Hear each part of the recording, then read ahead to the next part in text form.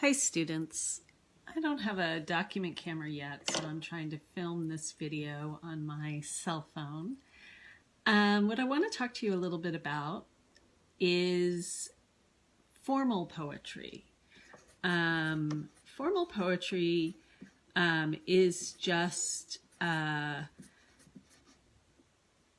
are just poems that have some kind of regular meter and rhyme. Some poems are not formal poems, but they might have some formal elements. Like some of you noticed at the end of midterm break, there's a little rhyme at the end.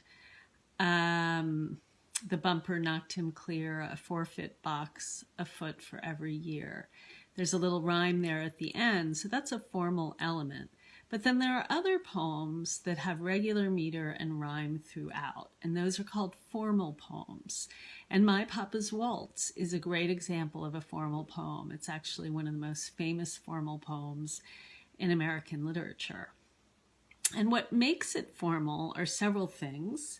One, it has a really regular rhyme. We can see the whiskey on your breath could make a small boy dizzy, but I hung on like death. Such waltzing was not easy. So in this stanza, breath and death rhyme, and dizzy and easy kind of rhyme. It's called a slant rhyme. They don't rhyme perfectly. And so this is called an A-B rhyme scheme because every other line rhymes with each other. And that pattern continues throughout the whole poem. Through every stanza. So it's very regular, and we sort of come to expect it as we read. The other thing that makes this a formal poem is that it has meter. And meter is just a regular pattern of stressed and unstressed syllables. So what I mean by stressed and unstressed, Adeus and I were meeting yesterday, and I asked him how to pronounce his name. And I think I was saying Adius. So I was putting the stress on the first syllable. This forward slash here, when we look for meter in a poem, we use the forward slash to indicate the stressed syllable, and we use the U to indicate an unstressed syllable. So my pronunciation of Adeus's name was wrong. He actually puts the stress on the second syllable. So now I know how to pronounce his name. So poets use patterns of stressed and unstressed syllables to create a kind of music underneath the poem. Not all poets, but formal poets do this. And I'll show you how it kind of works. You hear it really clearly when you read My Papa's Waltz. The whiskey on your breath could make a small boy dizzy, but I hung on like death. Such waltzing was not easy. So if we were, this is called scanning a poem, by the way. If we wanted to scan this poem, we'd write out the pattern.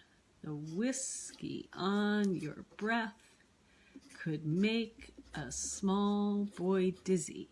There's almost another little unstressed there. But I hung on like death. Such waltzing was not easy. So this pattern of unstressed, stressed that Roethke follows in this poem is a pattern called an iamb. And every time he repeats that pattern, it's called a foot. These are called poetic foots. So for example, this line has 3 poetic feet. And in fact, all the lines in My Papa's Waltz have 3 poetic feet, which is another reason it's a formal poem. There are other kinds of poetic feet. There are things called trochee. Whiskey by itself is a trochee. That's stressed, unstressed. We don't say whiskey, we say whiskey. Same thing with the word badger. That's a trochee. We put the stress on the beginning, on the first syllable. But when there are 3 iambic feet to a line, we say that is iambic trimeter. Iambic tells us what pattern it is, unstressed, stressed. Trimeter tells us there are 3 to a line. Shakespeare, let me see, I think I have an example of Shakespeare here. Yeah. He also works with iambs. He likes that unstressed, stressed pattern, but he puts 5 to a line. Oh, Romeo, Romeo, wherefore art thou, Romeo? Deny thy father and refuse thy name, or if thou wilt not, be but sworn, my love, and I'll no longer be a Capulet. Shakespeare invented iambic pentameter, 5 iambs to a line. So I will probably quiz you on this at some point, but I'll give you lots of warning. But mostly I just want you to know that part of what works on us when we're reading My Papa's Waltz is not just what the poem is saying, but how it sounds. And you might think about, several of you noticed when we were discussing My Papa's Waltz, several of you noticed that the scene described is very chaotic and confusing. The boy is scared, but he also loves his dad. He might be a little thrilled at playing with him. The mom's unhappy. Pans are sliding from the shelf. But within that, Rethke has this around that, Rethke has this very orderly poetic structure. And a waltz is a very orderly structure too. I know some of you are musicians. A waltz has a very regular 3-count time. 1, 2, 3, 1, 2, 3. And when you hear Rethke read the poem, he reads it in waltz time. I'll put that recording up on Canvas.